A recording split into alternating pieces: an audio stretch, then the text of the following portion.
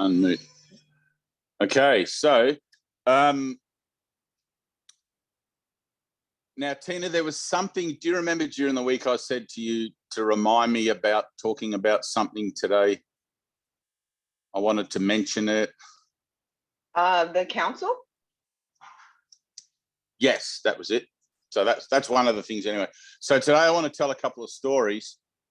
And hey, Doug, I have to just, there's a whole bunch of people on the other page as well.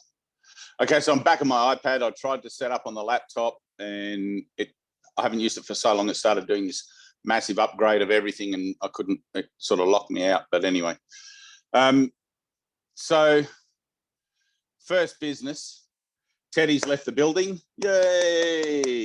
It's like finished his atonement assignment and gone. And like the joy of that is just something that's been, I don't know, bubbling up for like the whole week. And I've spoken to a few people this week who have said that they've really felt an upgrade or an increase in their ability to tune in and meditate and all of these sorts of things. So, and I had that too. I had the same thing that like the day he left, it was just like, holy cow. It was like a giant wave of energy that just didn't stop. And it was just going through my body and all that sort of stuff. But which is pretty common. But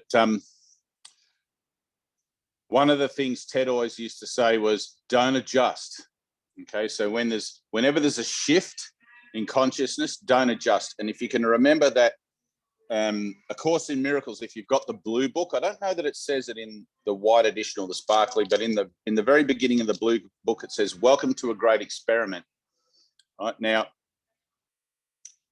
an experiment is only an experiment because it's being monitored.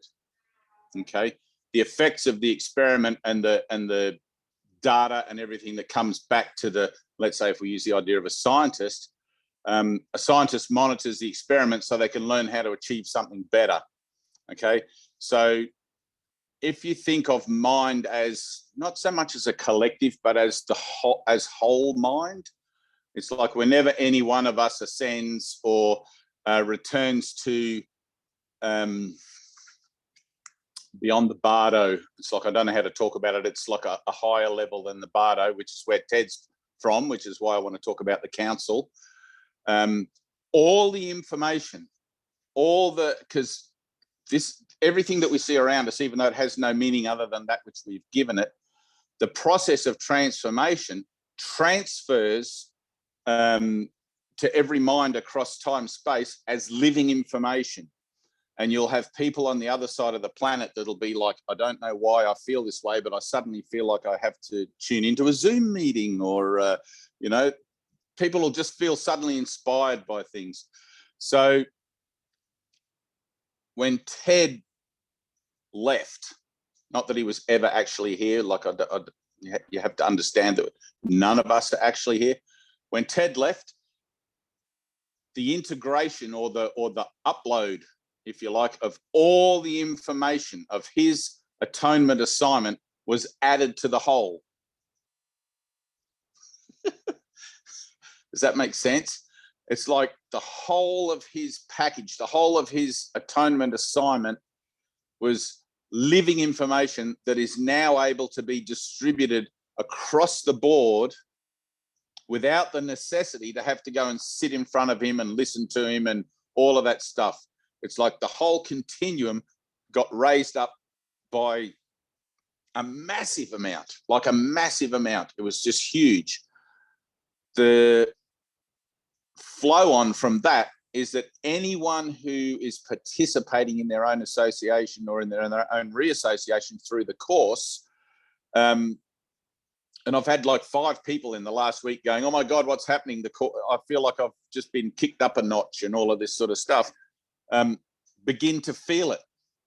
Okay, so if you're at that point in your transformation where you're starting to become more sensitive to the subtle energies or the subtle frequencies of the transformative process in your own mind, you start to feel that things are changing. And a couple of nights ago, usually before I go to bed, I'll I don't know why, but I usually lay flat on my face. Okay, I'll just lay flat on my face, and I'll just sit in the silence of my mind and allow my mind to open. And I get this peripheral light, this glow that comes from behind my consciousness somewhere and just goes boom, and it like really, really powerfully. And to the point where if I have more than one episode of that, I won't be able to sleep for the whole night and things like that. But the other night, as soon as I closed my eyes, I didn't have to do anything. As soon as I closed my eyes, it was as if a light went on automatically in the refrigerator. You know, when you open the door and the light comes on by itself, the light went on automatically twice, and I knew it was Ted.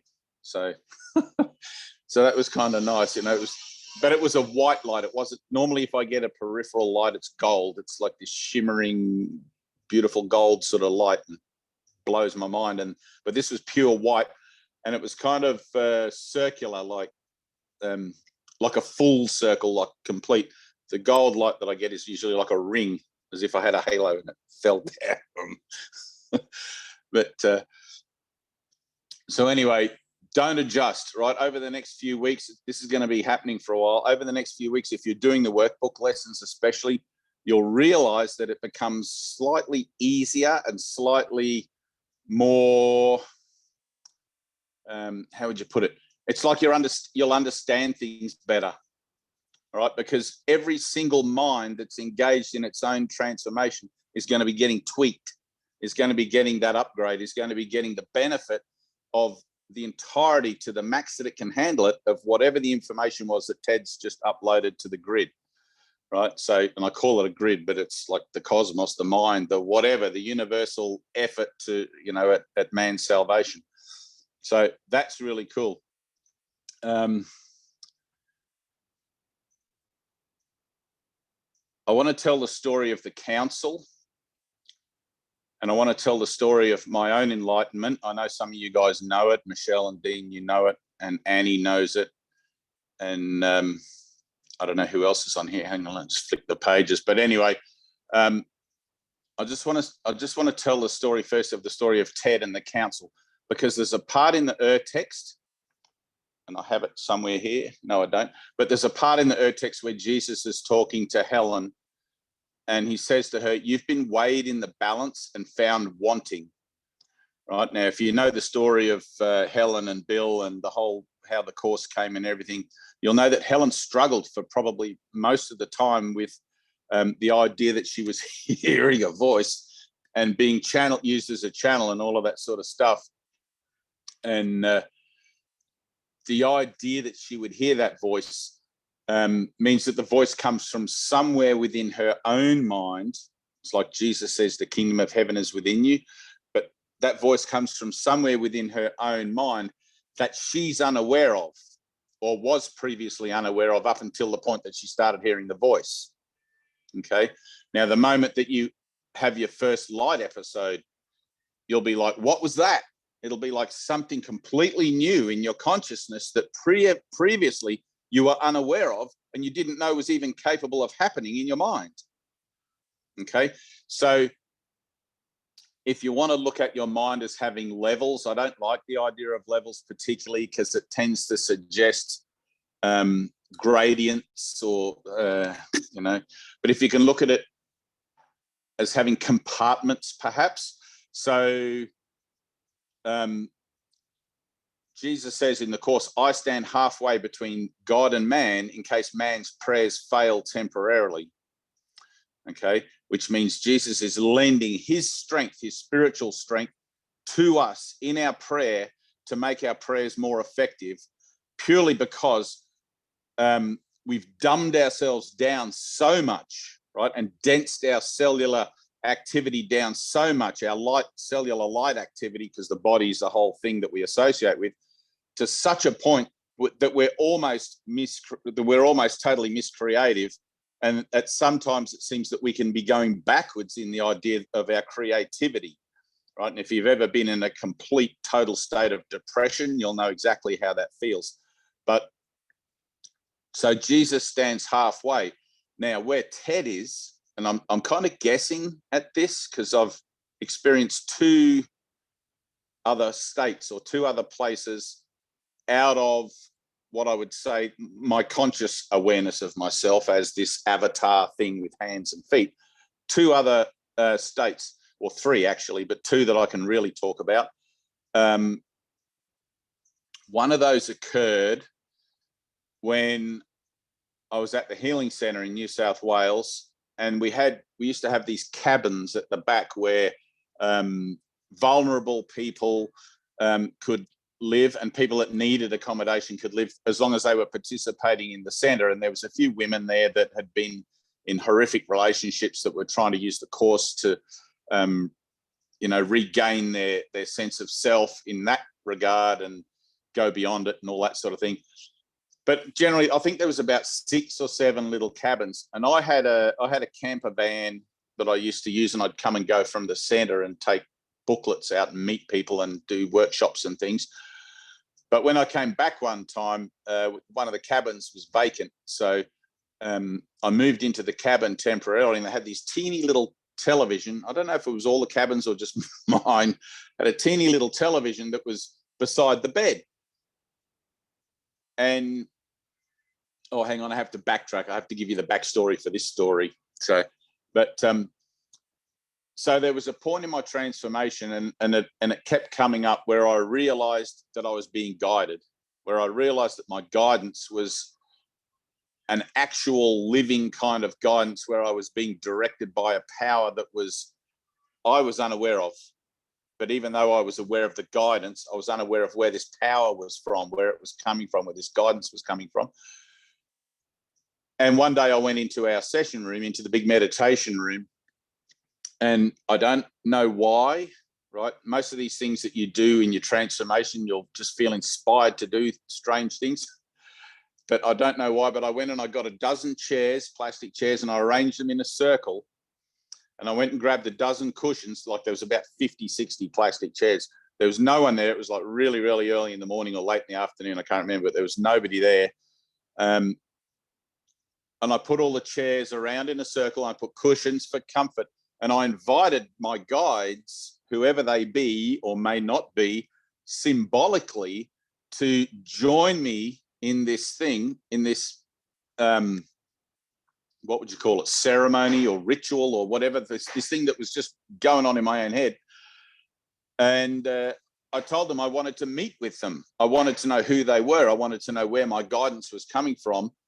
And I'd heard the voice of Jesus before several times, and it wasn't the voice of Jesus that my guidance was coming from. It was a different kind of voice and a different kind of prompting, but it was still advantageous to all the efforts that I was putting in with my transformation through the course, right? So I did that, and Annette, one of the women that lived at the centre, walked through the session room whilst I was doing that and saw all the chairs and everything, and she had a bit of a hissy fit, and she said to me something like, "This is not what the centre is for," and whatever. She must have thought I was doing some kind of voodoo ritual or something, I don't know.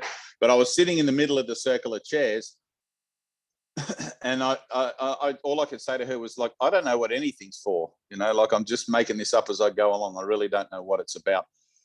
And she sort of walked off, Anyway, that night, okay, I'm in my cabin and I was watching just something on the little television before going to bed. And I remember I sat up in my bed and I reached across the little space to push the off button on the TV. It was no remote control. It's one of those ones you got to turn the dial for the channel and thing. And old school. And as I went to put my finger out, a tiny gold orb appeared, like a tiny iridescent gold orb appeared between me and the television, which was only a span of about 1 meter. And it was translucent. I could see the television through it, but it was shining like the sun. Like it was just so brilliantly golden bright. And I wasn't scared. I didn't feel anything particularly that I can remember, but it came over to me and it got to my face, and then it just suddenly expanded and engulfed me, and I was gone from my body. All right. So the next thing I know, I'm in this place where Jesus was. I'm assuming Jesus was, right? But I'm in this kind of like amphitheater where I'm down in the bottom and I'm looking up. Now, there's nothing. I've got no body. I'm just a mental, I'm just my mind. I'm just consciousness. Okay. And I'm looking around with my, not with my, I had no eyes, but I'm looking around with my consciousness, and there's nothing, I can't see anything, but I know that there are people there or beings there. And there's a kind of a signature to each one. They were kind of like energy, just pure energy, these beings, and they were all around. And then behind them, another row all around, and behind them, another row all around, as far back as you can imagine that goes, right? And one of them came down to me, like kind of floated as energy. And I'm guessing I was just that energy as well. I didn't have a body, as energy, and took me around the circle where I was in, took me around the circle looking up at them. And we stopped at a place and looked up. And I noticed a gap. I noticed a gap between the energetic presences that were there. I don't want to call them ghosts, because it wasn't like Casper the Ghost or anything, you know. There was a gap, and the voice of the one that was with me said, "This is where your teacher Ted sits." And the next thing you know, boom, I was back in my room in the cabin, and I leapt out of my bed, and Ted and Janelle had the cabin at the very end, right? Janelle was Ted's girlfriend at that time. And I raced across the compound, and I'm like banging on Ted's door, hey, like that. And I was so excited, you know, and I told Ted exactly what had happened or whatever. And he goes, "Oh, cool." He said, "You just met the crew." He goes, "They probably gave you an assignment." And he was so nonchalant about it, like it's just like everyday kind of thing. And I'm like, wow, how are you not as excited as I am right now, like that? And then he just sort of looked at me, and he goes, "You probably just got an assignment." And then he explained to me about those spheres, the little orbs. And he goes, "They all contain information, and some of them are blue, some are gold, and whatever. And they're actual information that is passed. I don't know how, but anyway." But the day before Ted left his body, I was down at the beach, and I think it's on my Facebook page. I did a Facebook Live, and Ted tuned in to the Facebook Live. This is the day before he left, right? And I remember seeing a little notification on the screen saying Ted is in the group, or Ted is watching, whatever it tells you, but whatever. And I was going to say hi, but I was on a roll with whatever was going on, and there was other people coming in, and so I didn't end up saying anything. But I had a total out of sequence time interval during doing that live, where all of a sudden I was talking about something, and then I was talking about leaving the body. And I forget, like I'm going to go back and watch it when I get a minute, but I forget what I said. But there was this whole thing about having, because I don't know if any of you know, but Ted had ALS, right? Lou Gehrig's disease. And it takes a hold quite quickly, and most people have about 12 months to live and whatever. But like Ted was gone literally the next day. And one of the things that I spoke about in the live on the beach there was about just laying the body aside and going, or something like that. And that whole little section just kind of was snipped out. If ever you've had one of those conversations with someone, and then you walk away later and you think that was odd, you know, what that person said or what I said, why did I say that? And Jesus talks about him in the Course as out of sequence time intervals, right? It's like something that's inserted, as if Dave consciousness for a second was taken out, and whatever needed to be said was put in, and then Dave came back in again after that, you know. And it's like, I have no clue what I said. And the next thing you know, I'm getting these notifications from people saying Ted's gone. It was like a catalyst, you know. So the beauty of it is, and the information that I got was that Ted's back, you know. And we had a brief discussion about a week before that. Ted and I were just having a chat on wherever it was. It might have been via email. I know it wasn't on Zoom or whatever. And I was just talking to him about his ALS and stuff like that. And I said to him, look, the crew want you back. He used to call them the tech crew. I call them the council, because it's I don't really have the same relationship with them as he did, but I just call them like the high council, because that's sort of how they appeared to me, or how it felt to me. And I said to him, look, I've known for quite a while that they've wanted you back. And he said, oh, good. He said, that makes sense of the information that I've just been given as well. So Ted is now in his seat, or now in his place in that circle, the circle of atonement, which I'm just going to call it. And the information that he's had or compiled as part of that experiment is now being disseminated.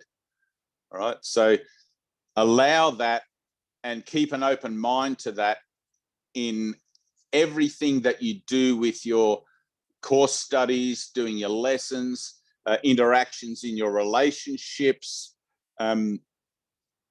because more has been added. Okay, more has been added. There is a greater availability of light now than ever before. And it always takes a minute to integrate. And it's quite often, whenever you have a shift in consciousness, you'll notice that there's a 3 or 4 day period where you feel all disoriented and out of sorts and whatever. And the teaching is don't adjust to that. Allow that to be okay. All right. If you have a huge shift, you can end up in the nut house, right? You can end up in mental care or whatever. And it's like, you don't need to do that. All right. Everything's perfectly organized. This is kind of a huge shift, but because of the information contained in the shift, it's being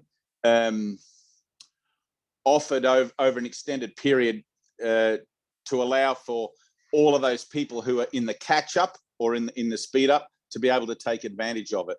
It wouldn't do any good to be able to give you all that download of light and have you end up in the nut house. Okay, it would be kind of counterproductive. So, but if you do feel that disorientation and that I feel out of place and how come the course isn't working and I don't feel like I'm in touch with myself and all of this sort of stuff, just don't adjust. Just be still, allow it to pass. It's just energy and it's just integrating, and you'll come out the other side of it and you will be able to recognize the shift that has occurred in you. Okay. And you'll pick it up in your relationships. You'll pick it up in the way you express yourself. You'll pick it up in a sense of self that is more confident and all of these sorts of things. Okay. So normally, you know, like if you, I don't know how to describe this, but if you, in the period of life where we grow up, let's say, as from children to adults and all of that sort of stuff, you can kind of pin plot your course. I reached this level of maturity here. I grew up about something there and this and that and the other. And you can see that it takes a long time to get from being a little kid to being a capable kind of adult association where you think you can meet the world on equal terms and handle your own affairs and all of that sort of stuff. Usually by the time, and guys are slower than women, but usually by the time, as a guy, by the time you're 35, you should have a handle on it, right? This download is akin to all of that in the space of a couple of weeks. Okay. There is learning that is going to be available that is a lifetime of learning, or half a lifetime of learning from Ted's experience on earth through the course that is going to be made available to you guys. Okay. And me. It's like I've been all over the place since his passing. It's like I've been trying not to adjust, and like I had a complete topsy-turvy this morning with a couple of people on another chat page.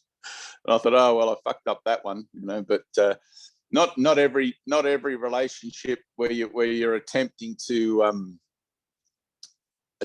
heal your mind about something is a winner. Sometimes you just got to walk away and then come back to it later, perhaps. But anyway, but you notice these things. You just notice yourself feeling out of sorts.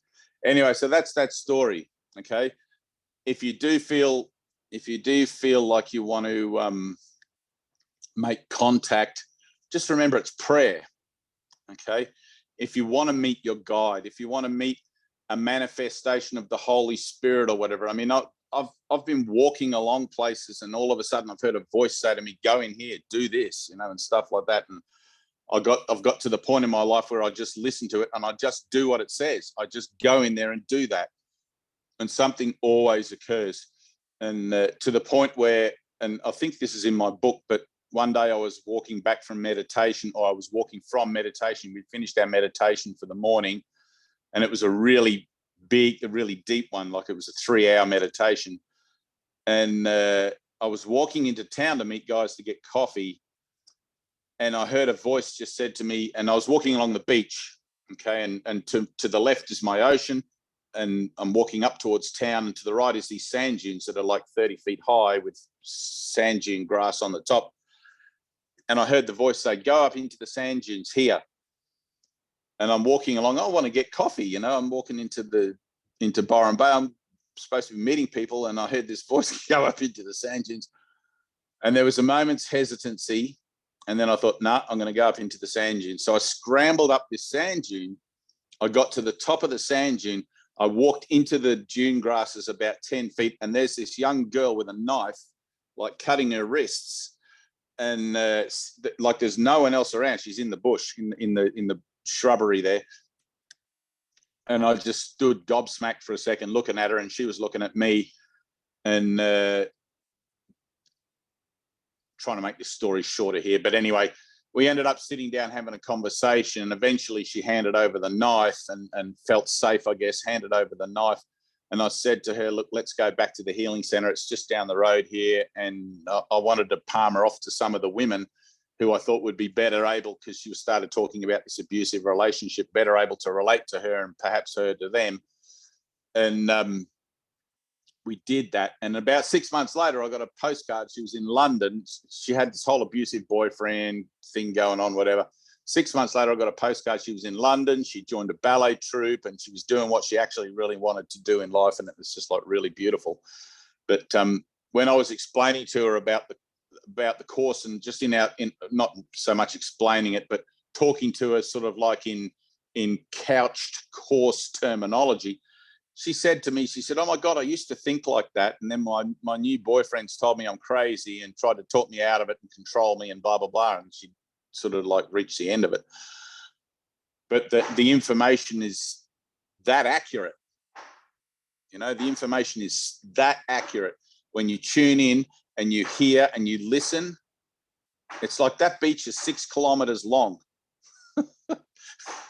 And I hear a voice in my head that says, go up into the sand dunes here. You know, I couldn't see over the sand dune. I didn't know what was up there. Could have been a block of flats. Could have been a herd of elephants. I have no idea what was up there. You know, it's that accurate. So when you tune in, all right, with this thing that's going on with Ted, your ability to tune in and to hear is going to be increased. It's not that the guidance is ever not accurate, but your ability to hear it and to interpret it, right? Because it's got to come through the ego, remember, right? The ego corrupts everything. So sometimes I've had information or guidance come in and it sounds like a load of gobbledygook and I just disregard it. I can't make heads or tails of it. And sometimes it's really clear. Usually it's clear after meditation. And sometimes during meditation, I've heard things during meditation as well. So anyway, that's that story. I don't know if I got off track there at all. I think I was talking about something else, wasn't I? But anyway, yeah, all perfect. So, and the other story I wanted to talk about was my enlightenment. All right. I've had, and this occurs a few times. All right. So online, there's all these groups, and there are, just as much as there are groups that advocate A Course in Miracles, how great it is and everything, there are other little groups of naysayers that say it's the work of the devil and whatever. And the Course is actually on the Pope's top 10 list of satanic works. I think it's number 3. I don't know what I know, right? It's funny. Donna's laughing. It's funny stuff. But I don't know what the top 2 are, but I'd like to get a hold of them because I bet they're really good. But so I tell people this story when, you know, when you meet people and they say, oh, I'm a not an anarchist. What is that called when you don't believe in God? Atheist. And they say, oh, I'm an atheist. I don't believe in God, blah, blah, blah. And I always tell them, look, I'll let you have that. I'll let you own that you think you don't believe in God. But what I'm going to add to that is that you probably just don't believe in God based on the thoughts about God that you've come across so far. Okay. The ideas about God you've come across so far. And people invariably end up asking me, how do you know God's real, blah, blah, blah. So I tell them my story, and it's like it's an incredible biblical style story that is invaluable.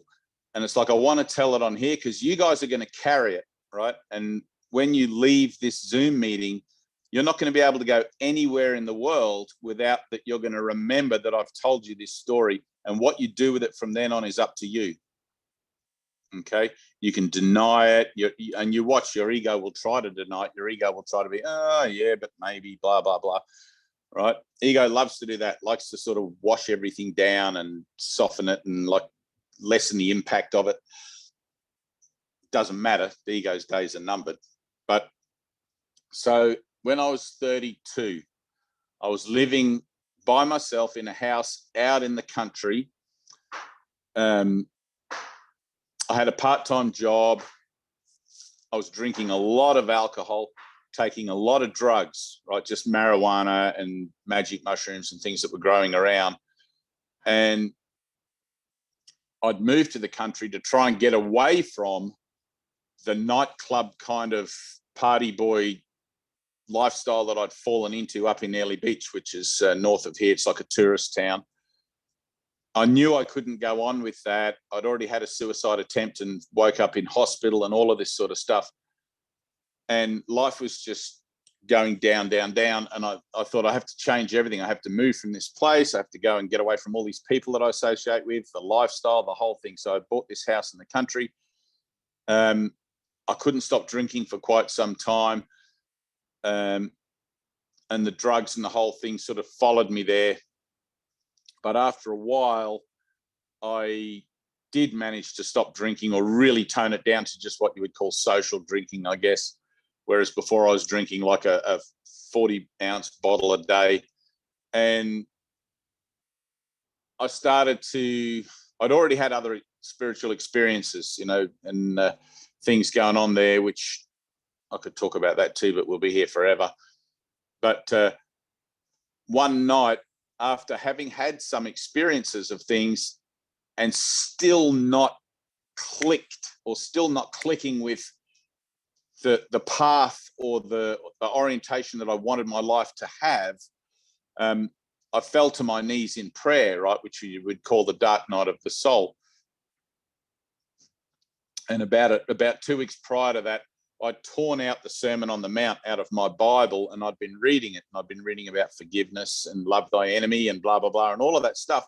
And I wanted that. I really wanted that. I wanted all that forgiveness and that love.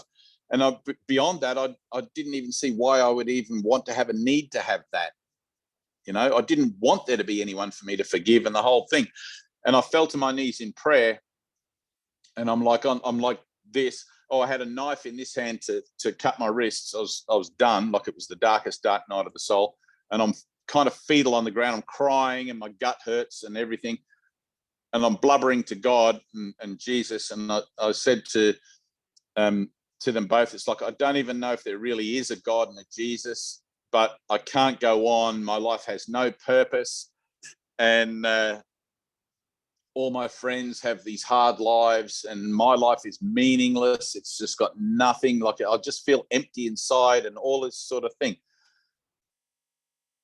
And I remember bargaining. Ego loves to bargain, right? I remember bargaining with Jesus, saying, I don't want to have to go to seminary college and study the Bible for 6 years or anything, but if I have to, I will. If you tell me to, I will, I promise, and all of this stuff.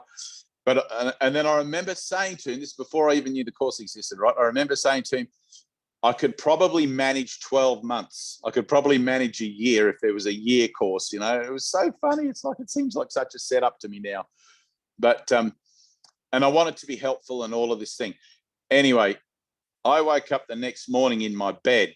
I don't know how I got from my living room to my bed, because my bedroom was at the far end of the house. The knife was gone, right? I was tucked into bed. I hadn't been, just prior to that night, I hadn't been drinking or taking drugs for about 3 weeks.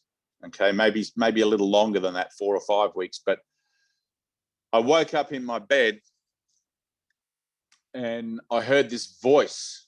And the voice came from my mind. It came from the floor. It came from the sky, the mountains, the cupboard. It came from everywhere.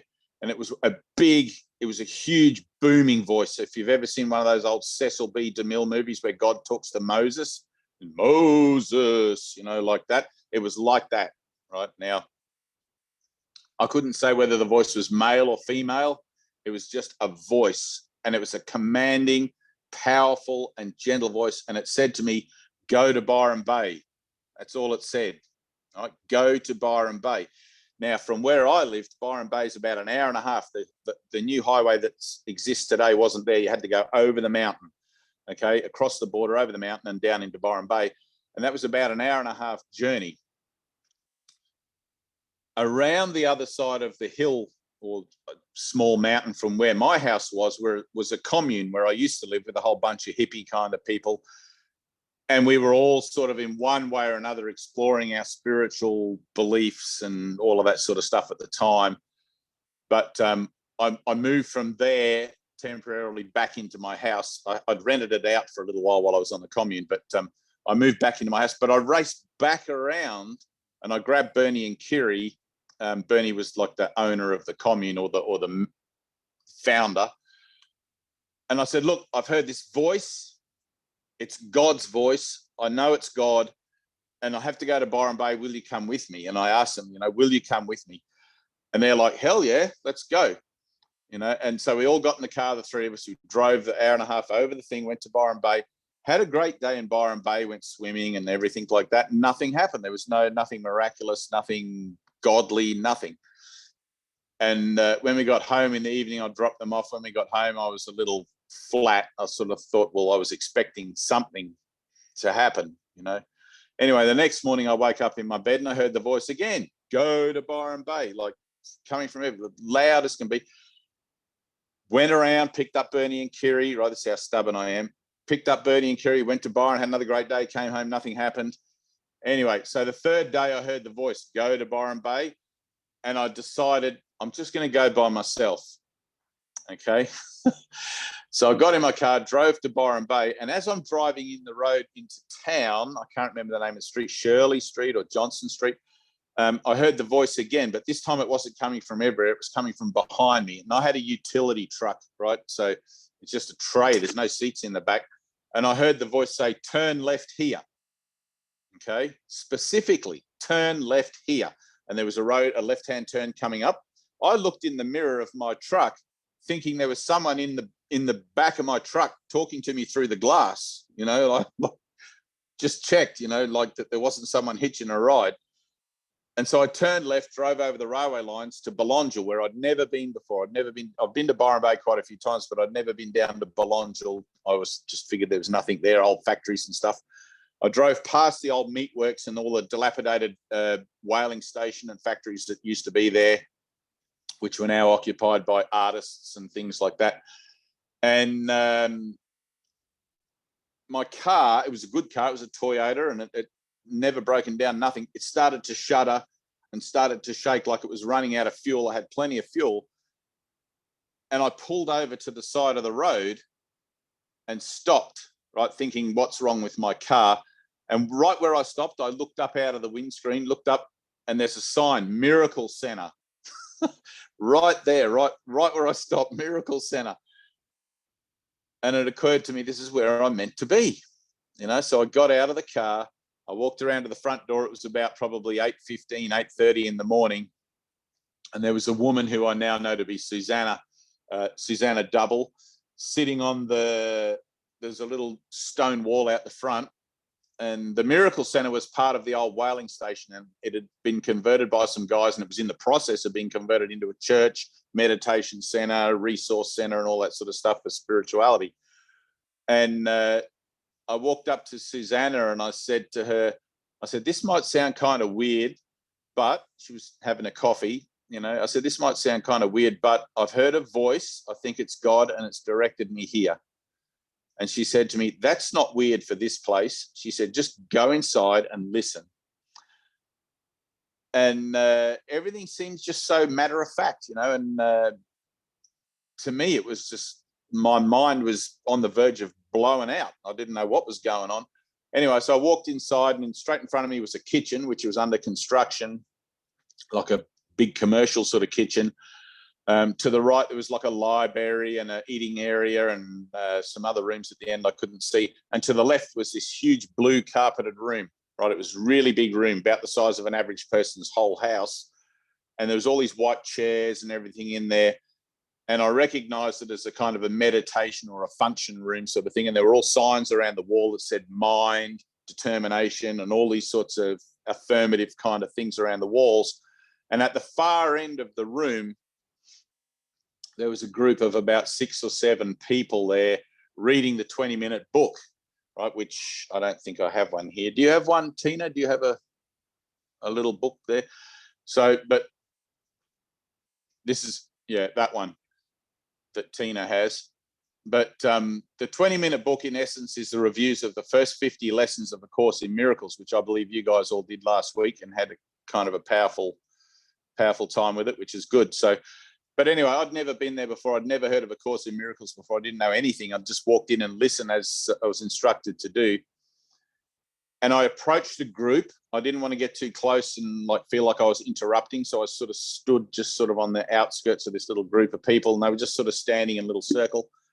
And they were reading aloud from the 20-minute book, the reviews of the first 50 lessons. You know, like I see only the past and all of those little sort of reminder lessons. And if you don't know, the first 50 lessons encompass the whole thought system of the course, okay, in a nutshell.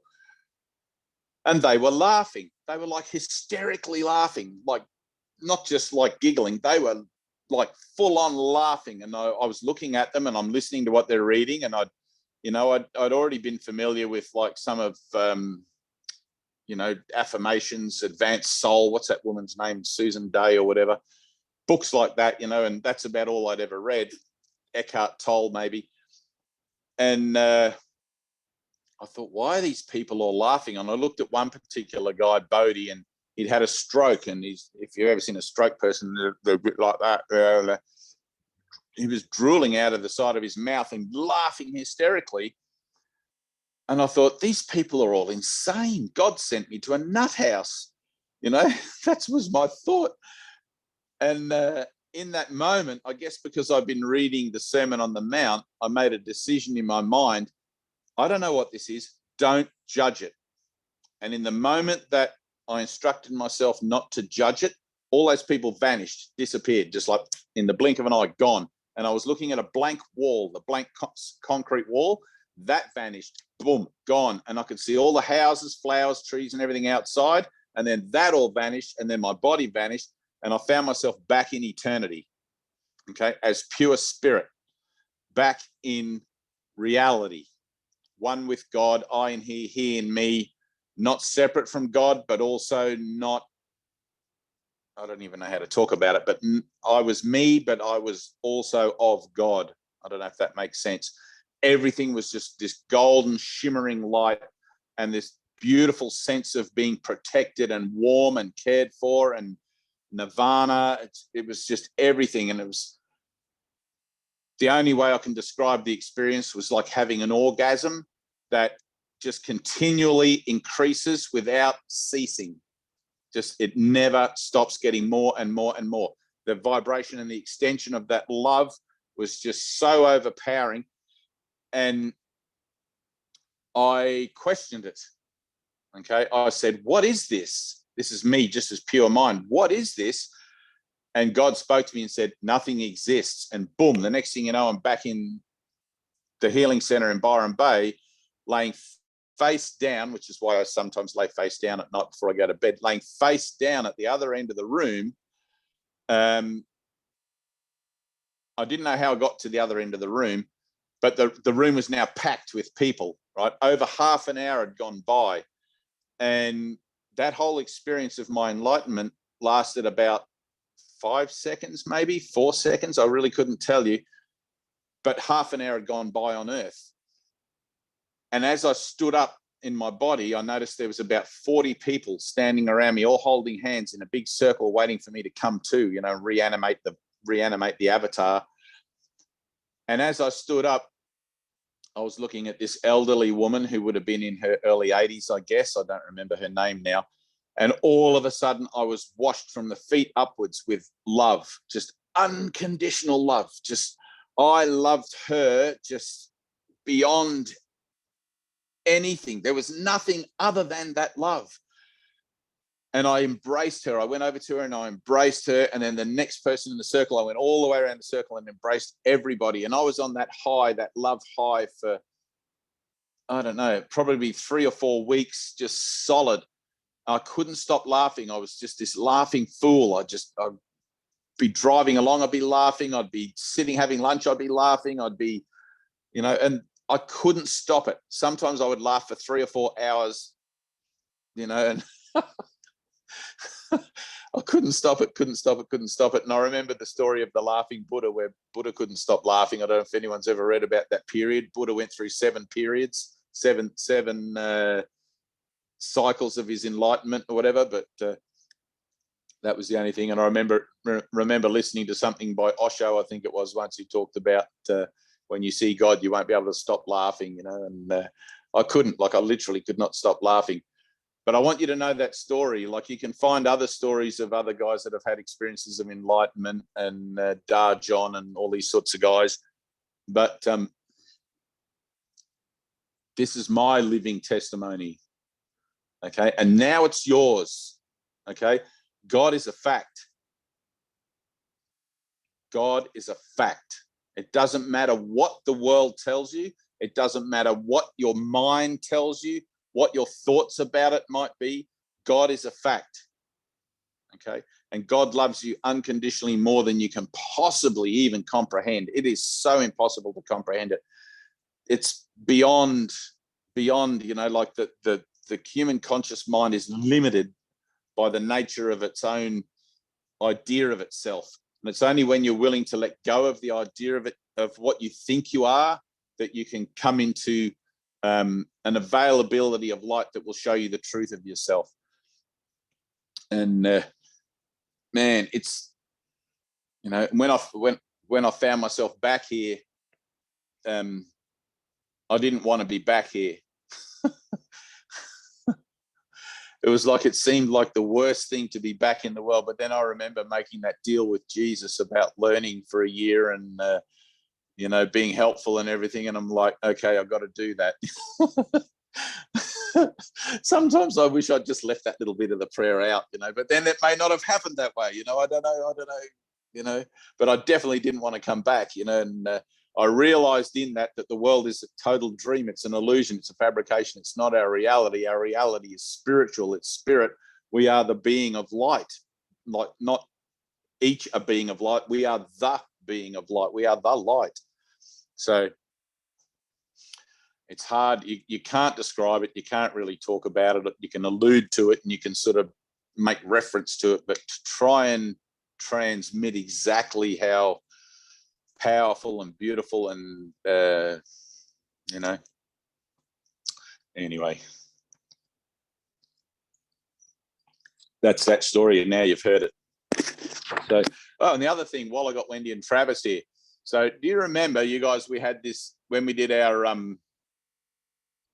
what were we doing? We did our light session, and I said you guys were like a thing together for a long time. So I was driving along. I think I was taking the dog to the beach like the next day or the day after.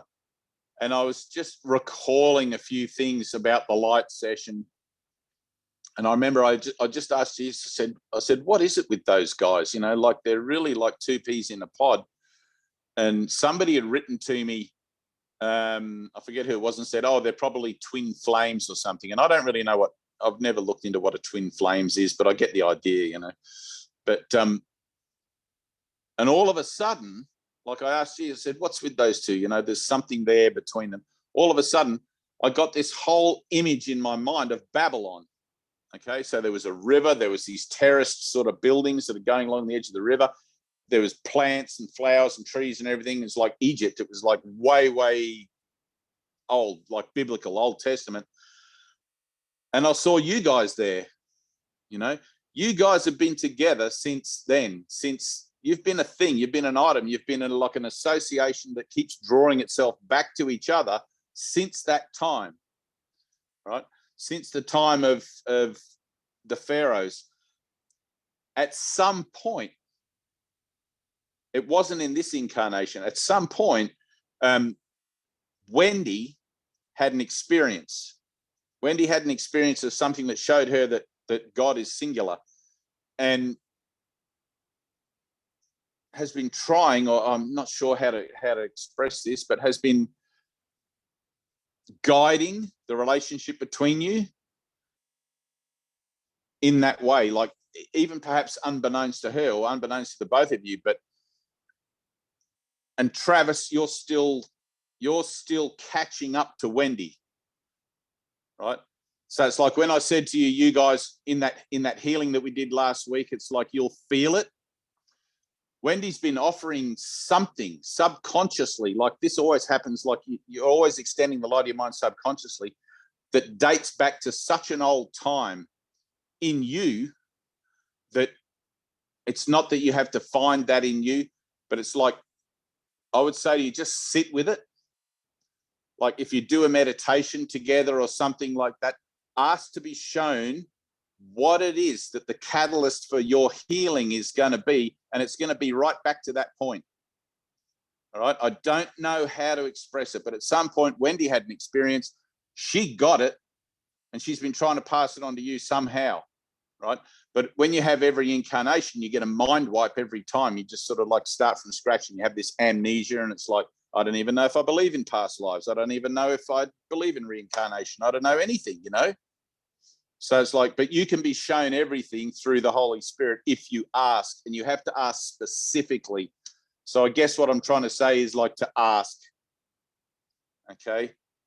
And it's like, I know for a fact it's going to be painful when that comes up because it is so old. And I've had, you can ask, where's Michelle down here? Michelle's had like 1,000-year-old women inside of her, or 1,000-year-old memories come up and literally screamed. That we live out in the country here, and I'm sure that we're 20-minute drive to the city. I'm sure people in town heard her screaming. And as a release of those old associations, that she's not even aware of how far back they go. All right. But it's not pain from this lifetime. She hasn't had that much pain in this lifetime. She's not releasing all of that burden from this incarnation. It's like when Jesus says, what's 10,000 years for they have come? It's like, well, 10,000 years to me is a hell of a lot, but it's only because I'm in time. You know, 10,000 years, that's a big stretch, Jesus. Are you telling me to be patient for 10,000 years? How many incarnations am I going to have? You know, it's like reincarnation in itself is not true, just as the world is not true. None of it is. All right. None of it's so. It even says in the back of the course is reincarnation. And in the true sense, no, it's not. But yet we still find ourselves with these memory patterns of things. And if you've ever stopped to ask yourself the question, why am I the way that I am? You know, you might notice that you have a social faux pas or a ism that you're not particularly proud of or whatever. And you're like, why the hell am I like that? Where did that come from? Right. And you can't find a catalyst in this incarnation for why it is that you're like that.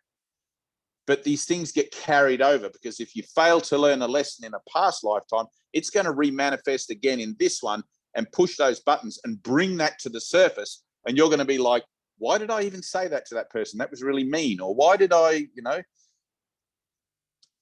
So try to think outside the box. Try to think that just because I'm experiencing something in 2022, whatever, and I've lived for 40, 50 years, whatever, that's the range of your experience. It's not. You're connected with everyone and everything, and the range of your experience goes back to, in the temporal frame, goes back to the beginning of time and to the end of time. Okay.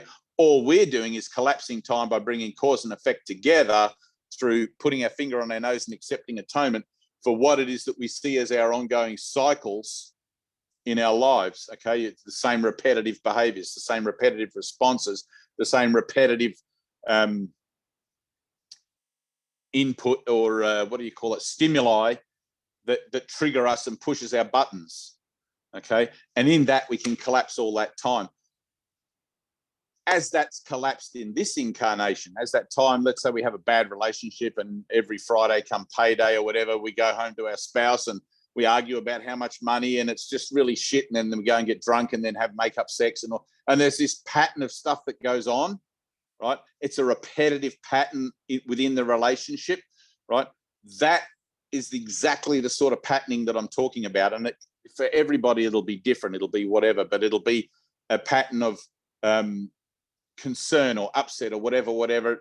It'll be something that takes you out of your peace, right? As you heal that in this lifetime, in this incarnation, it gets snipped out. Time gets shortened, okay, for you. And not that your time on earth is going to be shortened. You're not going to die 10 years earlier because you asked for a miracle, but the time that you spend in your incarnation dwelling on meaningless shit will be shortened for you, okay? That also gets snipped out of every incarnation that you have had and that you will have. Okay. So you'll often hear Buddhists will say to you, oh, I spend 5 hours a day in meditation so I can have a better incarnation next time. Okay.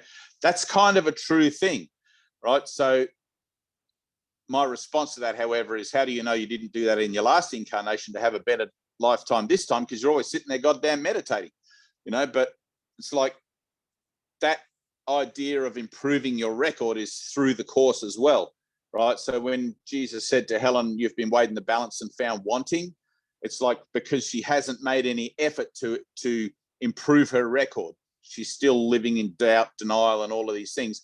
But to give Helen credit, I mean, it's like forgiveness hasn't really been a tangible and explainable thing to wrap your head around between one person to another, divinely speaking, until the course came along, and she was the catalyst for that happening. So, but Jesus is putting her right on point and saying, you need to get your act into gear here.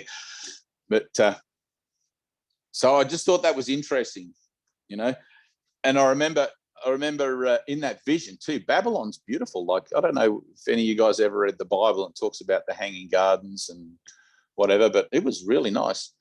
So, but anyway, that's that. Is that helpful? Does that strike a chord with you, Wendy? Yeah, you've got some really interesting energy going on. I don't know what it is. Travis is sort of like on your coattails. I don't mean that as an insult or as anything demeaning, but it's like you're the alpha in the relationship, and Travis is sort of, and then together you make the whole. Yeah. But you're definitely the one that is going to be the catalyst for the next level, or the next, I don't know how to talk about it, for the next big healing. So we'll do next week, we'll do another light session. Okay. And Donna, you'll probably leave your body altogether. So I know you had an out of body experience a few days after that, didn't you? That's kind of cool. There was a lot happened. A lot of guys wrote into me and said, oh, this happened and that happened after that light experience or during the light experience or whatever. And generally, I can't make sense of any of it. It's like a lot of things are so personal, and you just sort of like, oh, well, that happened, on to the next one. But I do want to really kind of like knuckle down with you guys and try and push that. All right, because I think it'll be helpful if you're ready, and if you're willing to do that and everything like that. Donna's happy because she just knows what's going on. I can see you. All I can see is you're all dark and there's a smile. Oh, there you are. So the other thing too, Tina said to me about, because you guys did the 20-minute book, the reviews, the first 50 lessons last week, and we were talking about the idea of setting up a Zoom meeting just to do that before we do our light sessions and our talks like this. And I think that's a great idea. We used to do the 20-minute book every morning before we would do session, before we would start meditation, we'd get together and read it. And it was only generally a core out of 60 or 70 people that may have been there. There was a core of about 10 or 12 or 15 sometimes that would come early enough to do that for whatever reason. But if you are interested to do it, if you feel drawn to it, I'll come in and I'll do the first one. Like Dean and Michelle, where are you? They're down here somewhere. Dean and Michelle, or it's just under Michelle there. Michelle, you could even take that. Okay, you and Dean, you could host that meeting, because we've done so many of these 20-minute book sessions preceding our light sessions that, you know, or Tina, whatever, if you wanted to do that. But because it is the whole nutshell of the course in one condensed little reading, which it doesn't take 20 minutes, it takes like an hour or whatever.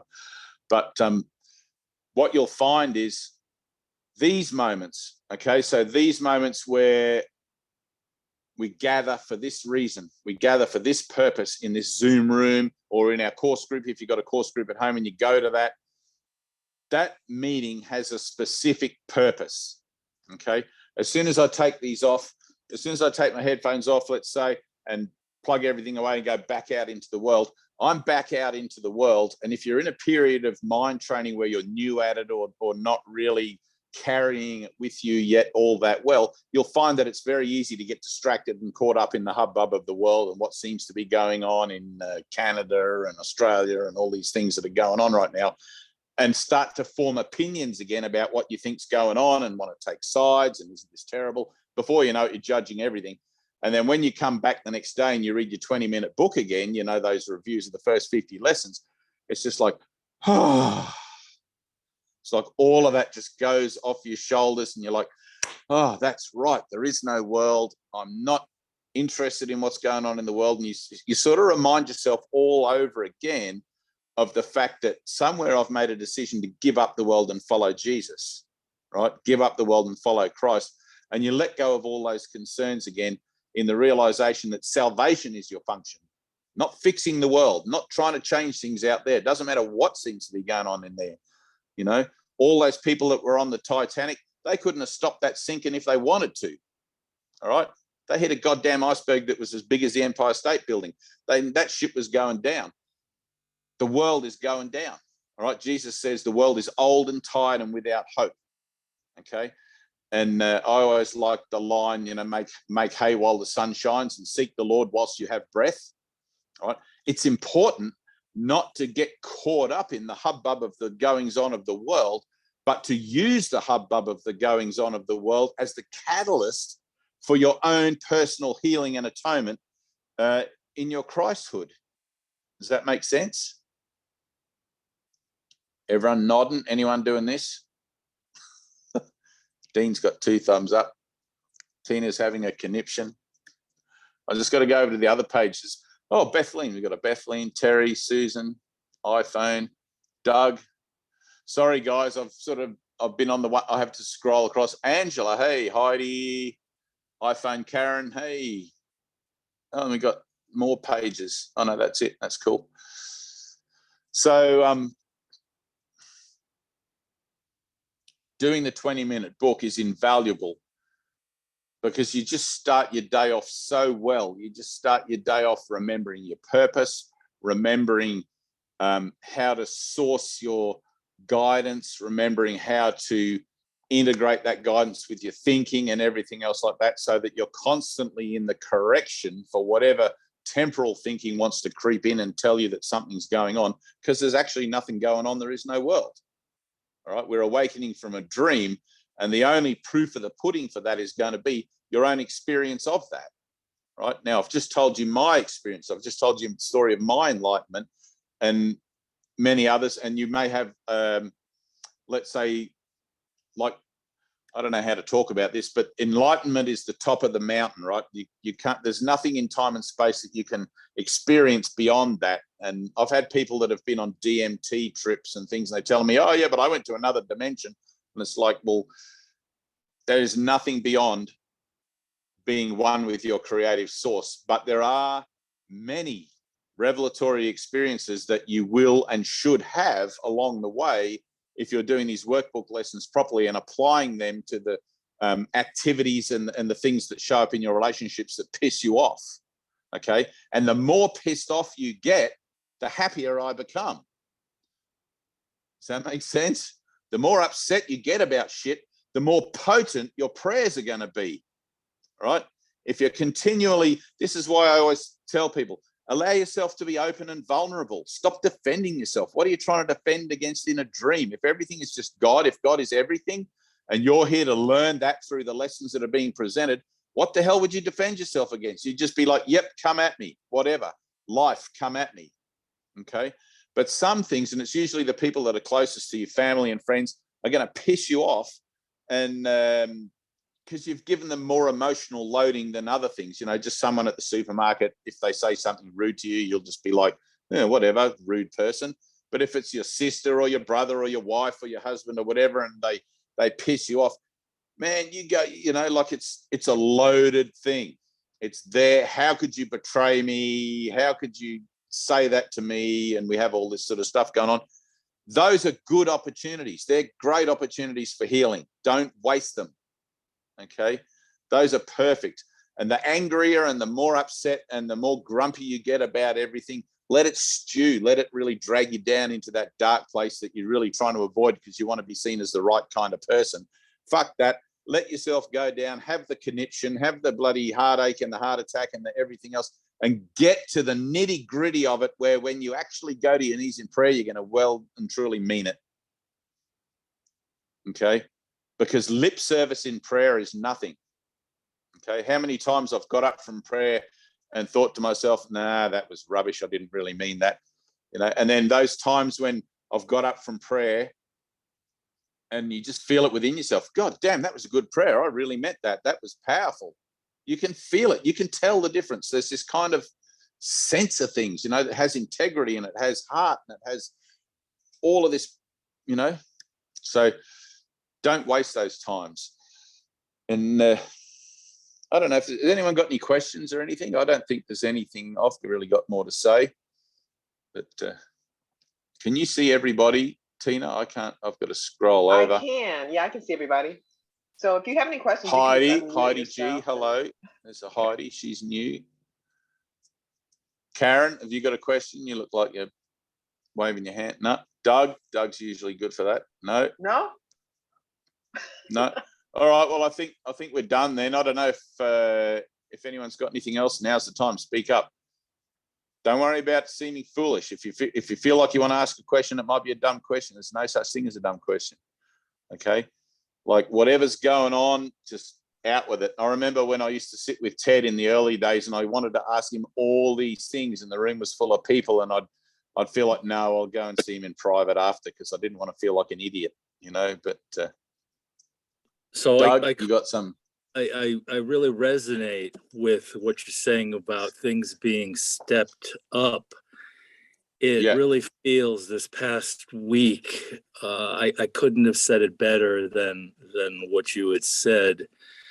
And being with it and of course not judging it. And I'll just reiterate a little bit about what you said. And then when we are with it and possibly get it, that transformation, the prayer is so much richer, deeper. There's no word for it. It seems more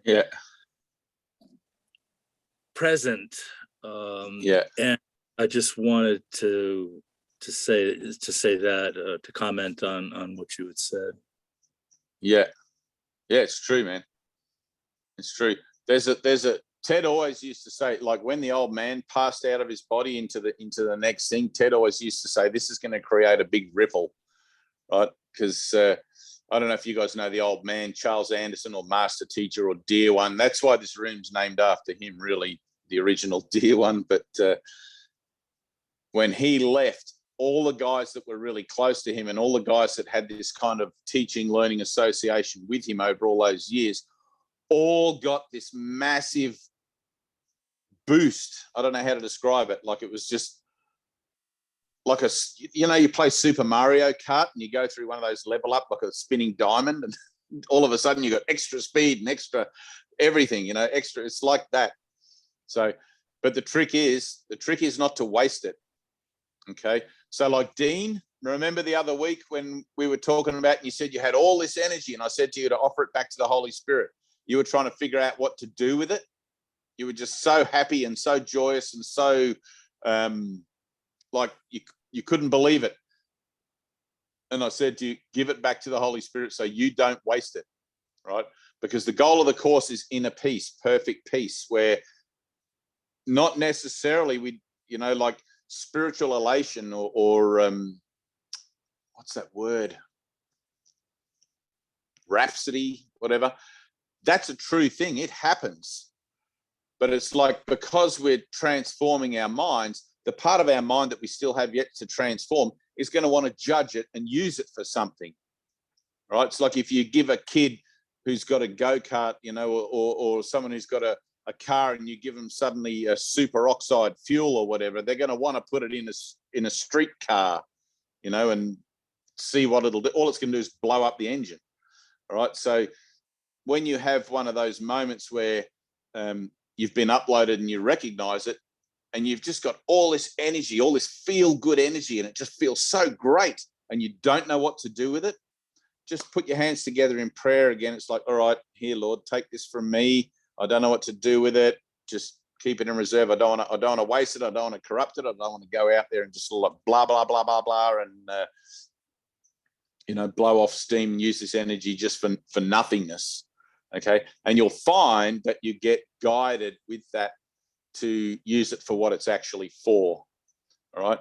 One of the things in, and Ted used to talk about this a bit too, is you're not going, I know it's in the course somewhere, but where Jesus says, oh gosh, he's talking about having an experience or giving you an experience, because Jesus is in charge of revelation and stuff like that, but God's, the illumination of the mind is completely up to God. And I think Jesus is talking to Helen or Bill and saying, you're not ready yet for an experience because you would just waste it. Your mind's not sufficiently trained and purified enough to be able to use the light of that experience for what it's actually for, which is to extend it. All right. So the ego always loves to examine everything and turn everything into a kind of a identity hashtag, Oh, I had an experience. And like, if you go into your local newspaper, you'll have all these people in the back. I'm a clairvoyant. I'm this, I'm that. All those people have probably had an experience at some time in their life, and they've turned it into part of their determination to be human, right? They've turned it into a kind of there's more. Okay, there's more than that. Don't stop. If you get a gift of clairvoyancy, that's great, but keep going. Don't suddenly have this moment where you realize that you can see things about people, whatever, and then set yourself up as something, because you're just going to rebuild another identity. All right, keep going beyond that. Everything is just a stage along the path, but until you're ready, until you're not going to be scared by what happens to you, and believe me, the first time something true that happens, it is kind of scary, because it feels like you're being sucked out of your body. It feels like there's this kind of, like you're going to lose control or go completely insane. But on the other side of that is an experience, right? And in the East, they call it the void, when you're meditating and you go into the void. And a lot of people stop short of the void because of the terror, right? It's literally terrifying. Like, it's that tiny moment of terror that it talks about in the course, where all of a sudden you feel like you're going to be out of your body or out of the universe. And that's a true thing, and it happens. And I've had so many people tell me, oh, yeah, that can't be right. I was meditating and I got this complete terrifying thing, like I was going to be sucked out, so I don't meditate that way anymore. And I'm like, no, meditate that way more. That's what's supposed to happen, right? But you're not going to allow yourself to enter into that experience of nothingness until you're ready for it. And so you have to have these kind of like preamble experiences along the way that show you that there's nothing to be afraid of.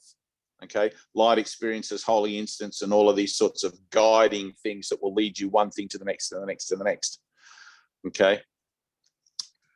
I had Tina, one you of the look mesmerized. Oh yeah, go for it, Doug. I had one of the thing, something you said, which I think is very interesting and worthwhile.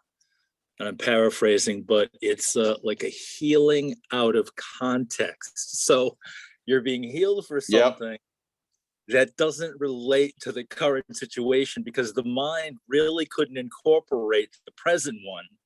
So you're healing something. You're healing something else. It could be based on other people or other situations, but you sense this other thing that you can't grasp, but something something is healing, and it's out of context. Right, and it's not necessarily that it's out of context, but the Holy Spirit is infinitely kind.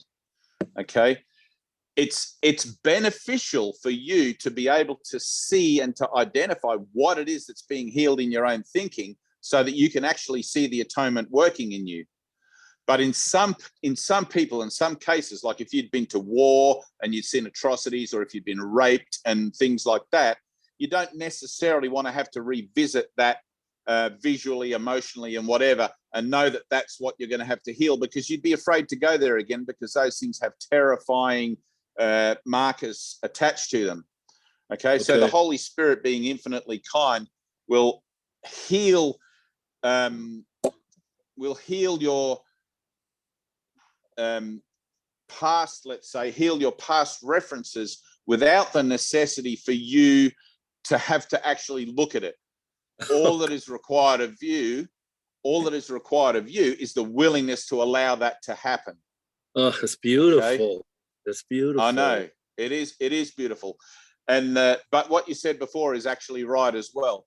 There's gonna be moments, I've had 2 or 3 of them, where I've recognized this upwelling of energy, and people would often say, oh, it's an anxiety attack or a panic attack or whatever. And I know better than that now. I know that there's no such thing as a panic attack or an anxiety attack. There's just energy trying to be released. The ego identifies it as anxiety, right? The ego always speaks first and goes, oh, I have an anxiety attack, or I'm bipolar, or I'm this, or I'm that. None of that is true, okay? The whole thing that's going on here is transformation.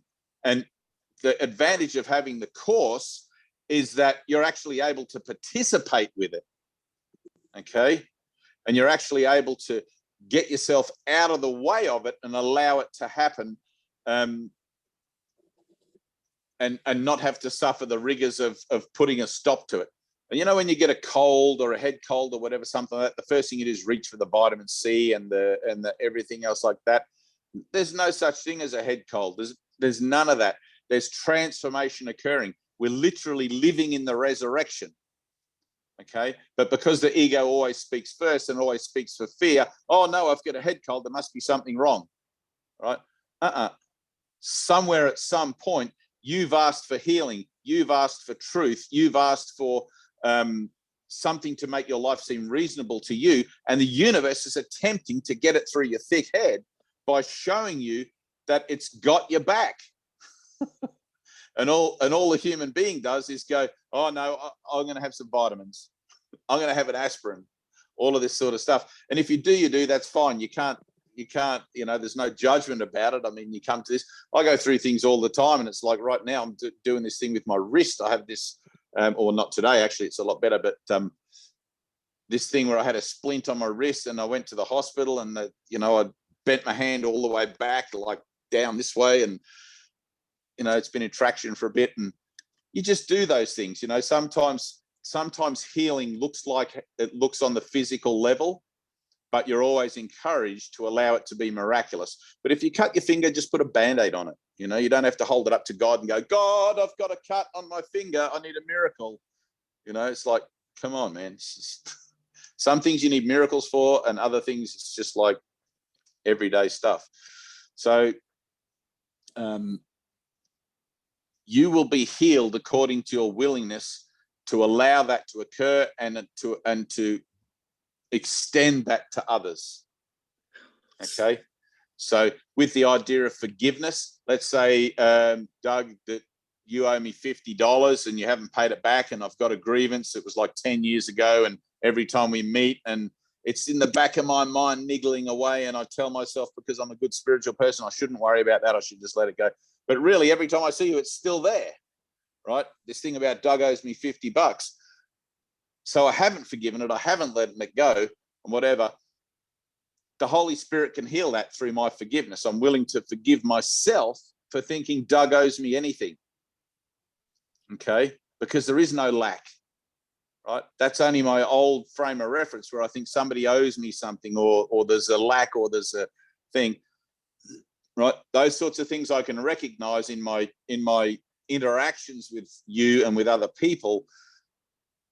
But some of those things that are back here are so painful that they just show up as energetic signatures, and you don't know what it is, and you just ask for the healing of it anyway, right? It's going to happen because it did, right? It's not like you have to organize your healing for yourself. You don't have to. You just have to be willing to place your life in the hands of God and say, all right, I'm ready. I want to heal my mind of all the bullshit. You know, I don't care how that looks. I just want peace. I don't care what I have to go through. I just want peace. I don't care what the outcome of the situation is. I just want peace.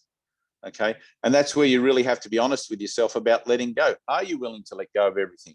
Your job, your home, your family, your relationships, the whole thing, right? Because you've been charting a course through life like a bull in a china shop, trying to get your own way again and again and again and again.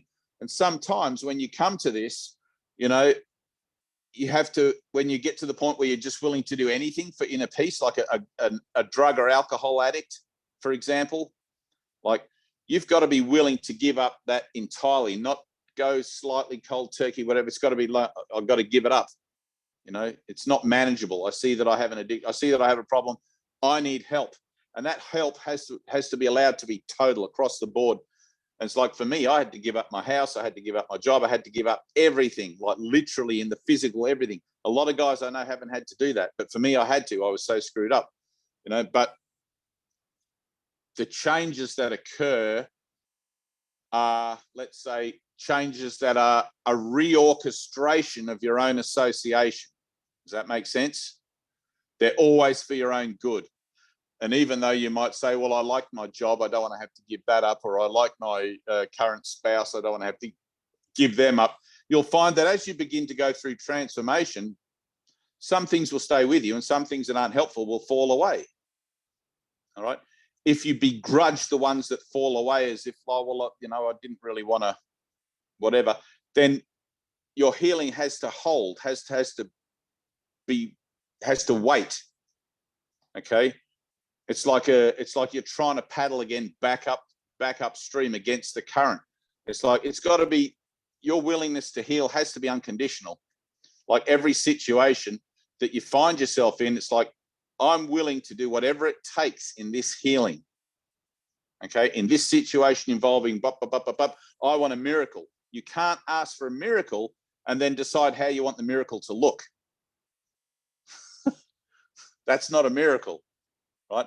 It's a miracle because you don't know how it's going to look. You don't know how it's meant to look. You don't know anything about it. How did that happen? I don't know. It was a miracle. Does that make sense? Cool. All right.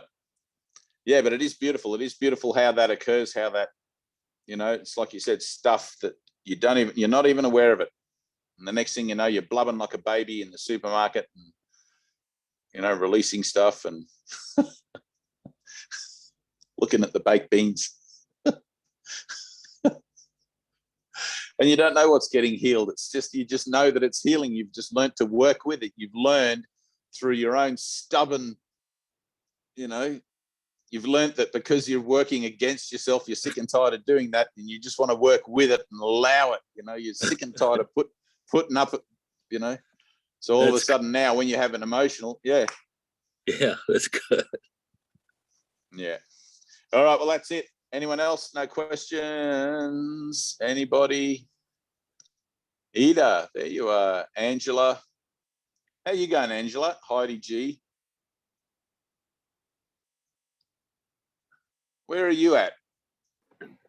I'm British Columbia British Columbia. Uh-huh. in Canada. And Anthea, are you actually there as well? What time is it in British Columbia? It is it's 20 minutes, 25 minutes after 8. In At the night. evening. Yeah, that's right. Yeah. Oh, that's not too bad.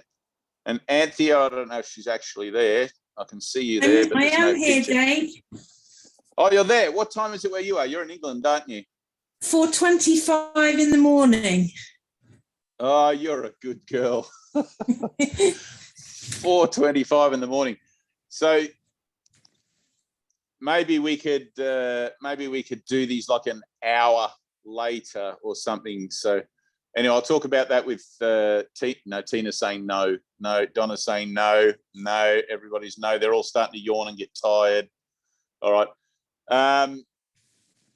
Anthea, you know we're recording these. Have you got any questions, Anthea? Actually, something did occur to me when you were talking about panic attacks and these experiences, because I really did suffer and do suffer with panic and anxiety, and during or kind of when it reaches a crescendo, I always have a feeling of being sucked through into this place of perfect peace. Right. And excellent. I've never related that to these experiences that you're talking about until now. Right. So that's what I was talking about. That's a true thing, right? So there's a threshold. I don't know if you know about black holes. Okay, so the idea of a black hole is that as you approach the event horizon of the black hole, the draw of gravity gets so intense that it sucks in matter faster than the speed of light. So you can actually see yourself, you're out the other side of the black hole before you go in, right? You see all time slows down at the threshold. And then the next thing you know, you're out the other side and you're still watching yourself come through. It's like really hard to talk about. I watched a little YouTube clip of it once, and it took me a few goes to watch it to get the concept. But that idea of where you said that your anxiety attack or your panic attack or whatever will reach a threshold, that's it. That is everything. Okay, so everything in time and space is an idea of limit. All right, beginnings and endings, and a limit to those things. So when you have a panic attack, there's going to be a limit to it. You may be able to associate your panic attack with a particular circumstance or event that's going on, or maybe you're not. Maybe it's just a spontaneous one that occurs. You don't know why you're suddenly having this anxiety and everything. But there is always going to be a threshold, and it's always going to be that last second where you think you can't take it anymore and you've got to go and have a whiskey, or you've got to go and smoke a joint, or you've got to do something to sedate yourself so you don't have to feel that panic. But if you can be still and breathe and remember that it's not really a panic, it's energy. Okay, it's light. It's a natural process that is attempting to occur in you. All right. And to allow yourself to be still and trust in the Holy Spirit that you'll be okay, because you will be, and you'll pop through the other side, and there'll be perfect peace there. And it'll be that peace that you recognize as being, how would I put this, greater than what you were aware of before, or clearer than what you were aware of before, because all of that energy that represents the panic is the block to the peace, and it's being removed. Okay, does that make sense? Yeah, so really then every anxiety panic attack is healing. Yes, absolutely. Everything is healing. Okay, so the Holy Spirit's purpose is healing. That's the only purpose he has. And so therefore, that's the only purpose that's actually happening in time and space. All right. Despite the fact that our little pointy brains want to say something else is going on. Okay. Because the ego always speaks first. They're going to say, oh no, I'm having a panic attack. I need to see a doctor, or I need to get a brown bag and breathe into my bag, or whatever goes on. It's like, if you do that, you do that. I'm not going to tell you not to go and see a doctor or take a pill or whatever. I would never tell you that. But because this is a journey of faith, if you're willing to take it on faith that the only purpose that the Holy Spirit has in your life is healing, you can safely be still and allow that to occur, okay, and know that you are God. All right, so that biblical injunction or admonition to be still and know that I'm God. Jesus is talking to you. Be still and know that you are God. Okay. In that, like most people will have a light experience during meditation. Okay. Most people will say, "Oh, I experienced some light." I've never really spoken to anyone that's done a dedicated meditation that hasn't had some kind of transcendental experience after a few efforts, after a few tries. But when you start to expand your horizons or your mind into, let's say, transcendental or higher frequencies, what happens is your ego, because the ego likes to analyze and pigeonhole everything, it can't analyze and pigeonhole that, because its domain is consciousness. When you through meditation and prayer and everything attempt to have an experience outside of consciousness, that's seen as a threat to the ego, and the ego tries to corrupt your efforts and convince you that you're going crazy or that something's wrong or you're having a panic attack and all of this sort of stuff, so that you won't do it again. Okay, but you have to be like determined not to listen to that voice, which is why we're learning to listen to the voice for the Holy Spirit rather than the voice for our ego. But part of the course is also becoming aware of the dictates of your ego, so that you won't be fooled by it when it shows up, because the ego loves to dress up in spiritual clothes as well and offer you all sorts of things like crystals and tarot cards and all of this sort of stuff that it'll say is spiritual, and it's really just more idolatry, and it's only part of it. If you've got the course, then you're already way beyond any of that sort of stuff. But the ego can only offer you that kind of thing. It can't really it can't really offer you any clarity on what's beyond time and space, because there's no need for you to have clarity beyond it, because you are it. You are what that is, and you know it perfectly well. And the first time you have a true glimpse of light, it's like you'll be like, "Woo! I had an experience of light." That light is what you are. All right? That light is literally what you are. It's like you're looking into all of a sudden the veil just goes like, whoop, parts the veil, and you see in a mirror, and you see a true reflection rather than the reflection that has wrinkles and skin and hair on its face and stuff like that. So that's really cool. But yes, definitely you can master the art of that. Like if you're someone who's prone to panic attacks and anxiety attacks and things like that, you can actually, now that you're aware of it, take it on board to become, let's say, the master of that, to the point where you could increase that anxiety.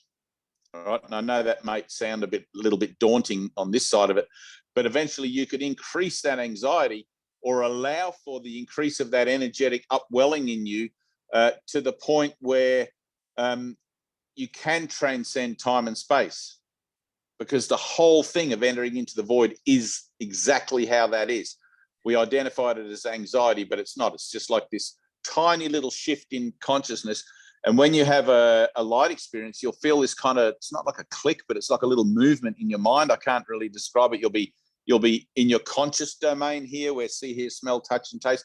And all of a sudden there'll be this kind of like, and something else is happening in your mind. And you'll be like, what was that? And you'll corrupt it. The first time that it happens, you'll corrupt it. You'll want to examine it. You'll want to look at it and analyze it and try to work out what happened and all of these sorts of things. That's your ego just jumping in again. The Christ in you already knows perfectly well what's going on. The Christ in you knows perfectly well that in your efforts at meditation and everything else, all that's happening is your healing. Okay. But the ego doesn't know what that is. So it tries to bring you back down, and manipulate your thinking to co-opt the experiences that you're having and call them something else. So you'll go to the doctor and you'll get sedated for your anxieties or whatever and things like that, but there's no need for that.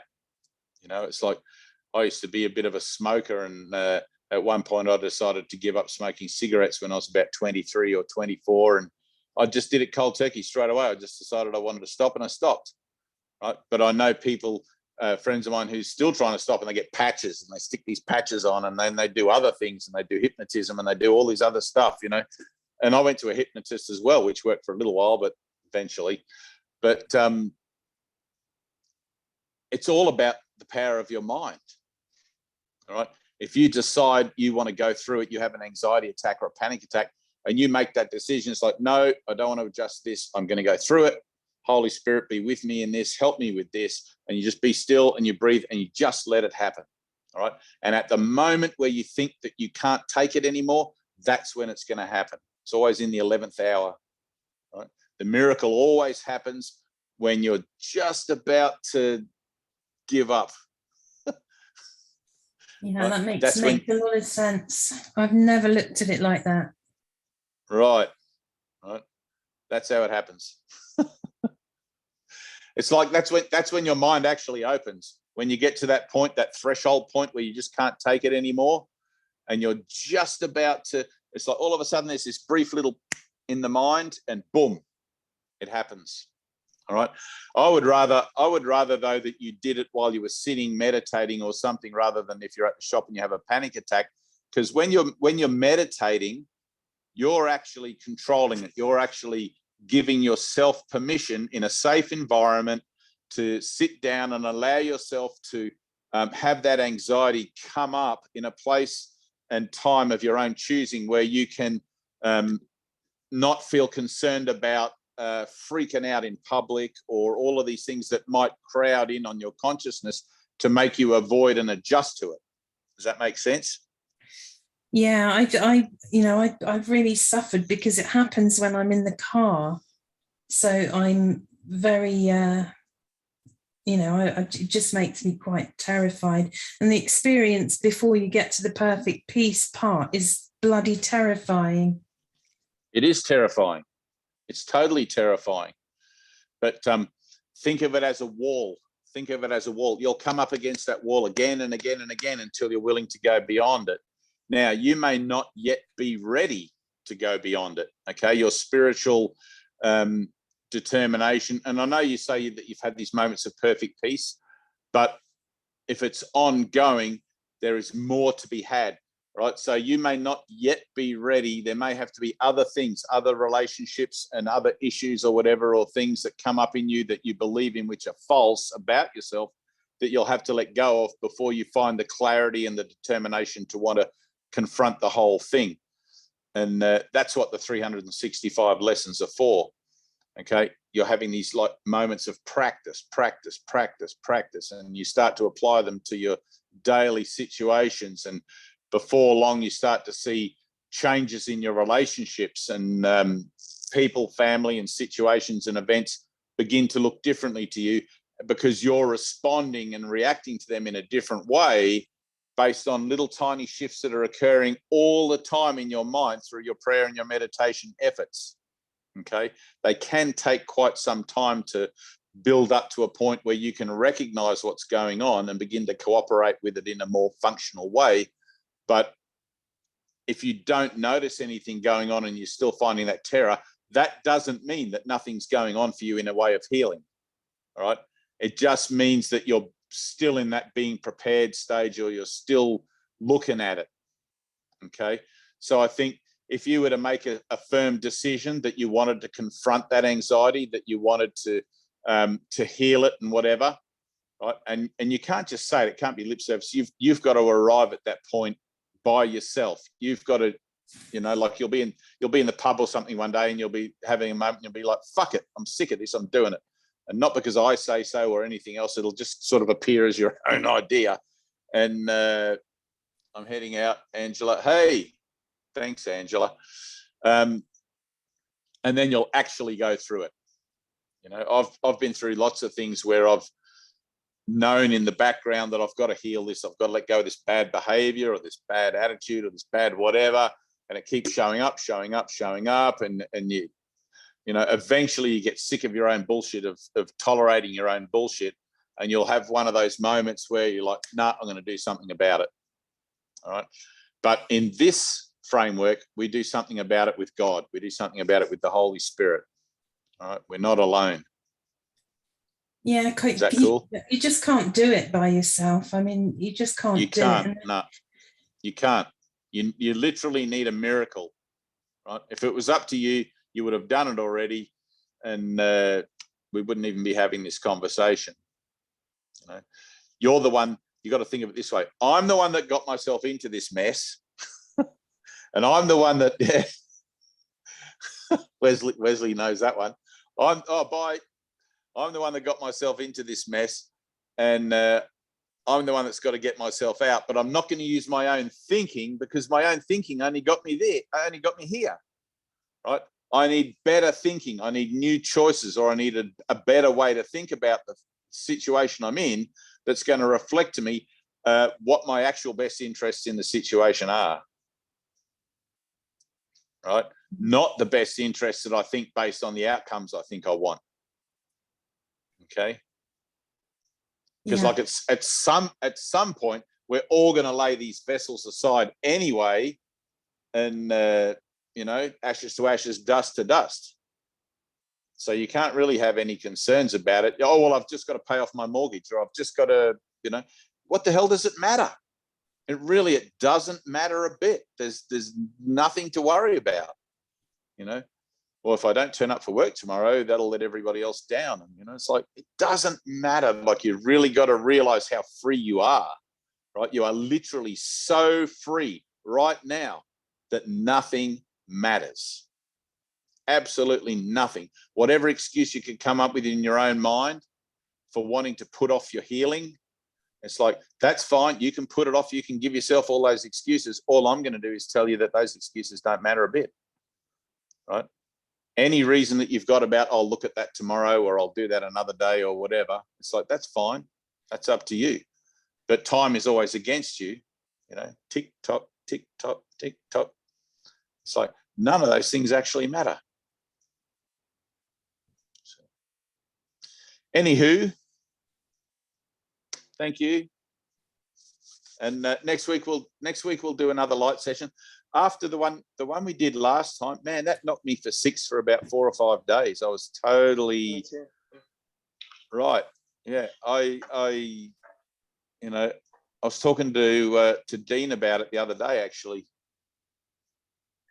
it's like when we do our light sessions here, and it's usually Dean and Michelle and me, and sometimes somebody else, but we've done ones with like 5 or 6 people and ones with just the 3 of us. And I like it with just the 3 of us. The energy's kind of like easily manageable. But when there's a lot of people, because we are all connected, it's like there's an influx of this energetic releasing going on and whatever. And it's just like, oh, I feel like there's a load of,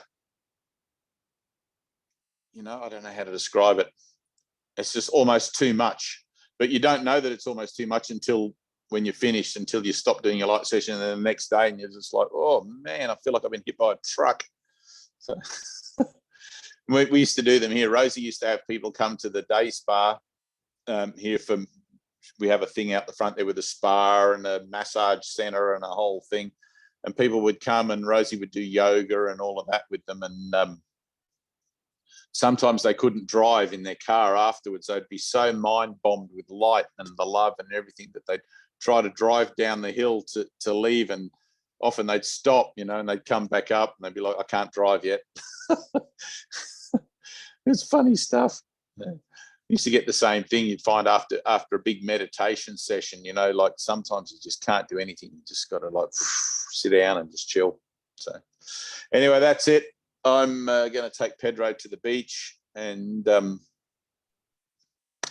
peace and love to everybody. Thanks for tuning in. Thanks for contributing. No wuckers.